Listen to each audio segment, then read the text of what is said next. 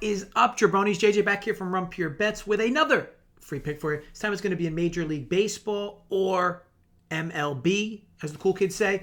For Tuesday, April the 6th, game's going to be played between the Miami Marlins and the St. Louis Cardinals. Going for the Marlins is Sandy Alcantara, and the Cardinals is John Gant. Current spread is a pick'em, and the total is 8. All right, so it was nice to hit the last solo vid from me with the Rays minus 115 on the money line. Who won in comeback fashion? I mean, they were up and they came back late. Either way, I'll tell you these days, I'll take any win I can get. I dropped my best bet on the live video with Holden and Joey. Twins Brewers under 8 runs. Joey and Holden both picked me up, though. Joey's Orioles team total over 4 runs coming through, and Holden's Bruce Zimmerman over 3.5 Ks, both cashed. So overall profitable show with back-to-back profitable MLB vids. Let's aim to make it 3 straight here. Now, while there have been reports of a quote-unquote dejuiced baseball, overs have been rolling through early on. Sample size is still a bit small to jump to crazy conclusions, but something worth monitoring for sure. One thing I noticed this weekend in particular was Marlins Park. This park's just been playing massive to start the year. Down in Miami. Now, sure, a few padded totals at this park early, but a lot of these runs came in with like late bullpen trouble. Game 1 here was quiet throughout. Game 2 didn't see a run until the 6th inning, and then Game 3 saw Rich Hill doing his thing with bad pitches and hitters counts, or in bad pitchers and pitchers counts, to be honest, and more bullpen blowups from both teams. Tonight a little softer, again, overall, light hitting from both teams. Now, hits galore, sure, overall at this park, at least in the stretch before tonight. But this park's just played massive. I watched each of the games in this series. There was about 9 to 10 balls. I mean, even prior to tonight, I think there was another 3 or 4 tonight that off the bat just sounded gone. I even watched a few guys bat flip out of the park, or bat flip balls they thought were out of the park, only to die at the warning track. My goal with this park in particular is when there are good arms throwing, I'm going to be targeting first 5 unders, at least early in the season in this park, especially if it makes sense in the spot. Pending, I guess, crazy lineup news or whatever. But this is going to be one of them as well. People may forget, but this is often one of the most pitcher-friendly parks in all of baseball.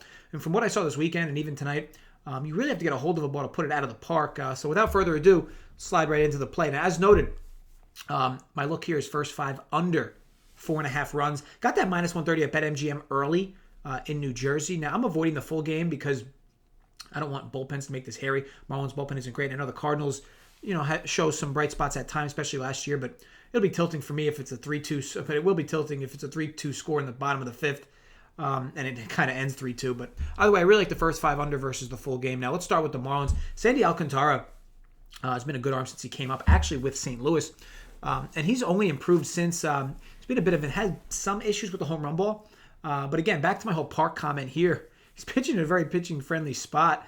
The other thing with Alcantara is he's absolutely punishing to right-handed bats. 240 WOBA last season to right-handers versus 326 to lefties. Cardinals lineup up and down filled with right-handed bats, but not much on the left that would scare anyone.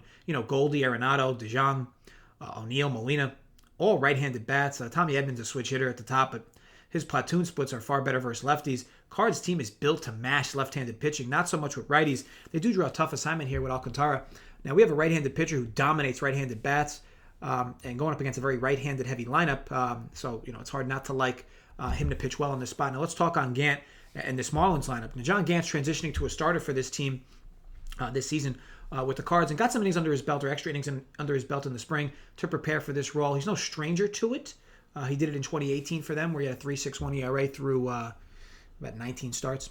Gant just has electric stuff, especially to right-handed bats. Still has some issues occasionally with lefties, but last year he found great success as a bullpen guy. I don't even think he gave up 1 home run all year last year. Now, granted, that's not going to sustain itself, but a line drive rate of 17% and a ground ball rate of 63%, nothing short of spectacular. Gant figured something out last season, and he should be able to carry it, right into this season as well. Now, did I mention he's quite good versus right-handed bats? Let's talk this Marlins lineup. Now, once you get past Corey Dickerson in the leadoff spot, who's a lefty, this team is filled with righties. Marte, Aguilar, Duvall, Anderson, Alfaro, Rojas, all up and down this lineup. And this is just the recipe Gant needs to be able to move up and down this lineup. Now, Gant does have a bit of a walk issue, but this is more egregious to left-handed bats. Home run concerns are usually not there with Gant, as I mentioned before, but look, in small samples, anything could happen.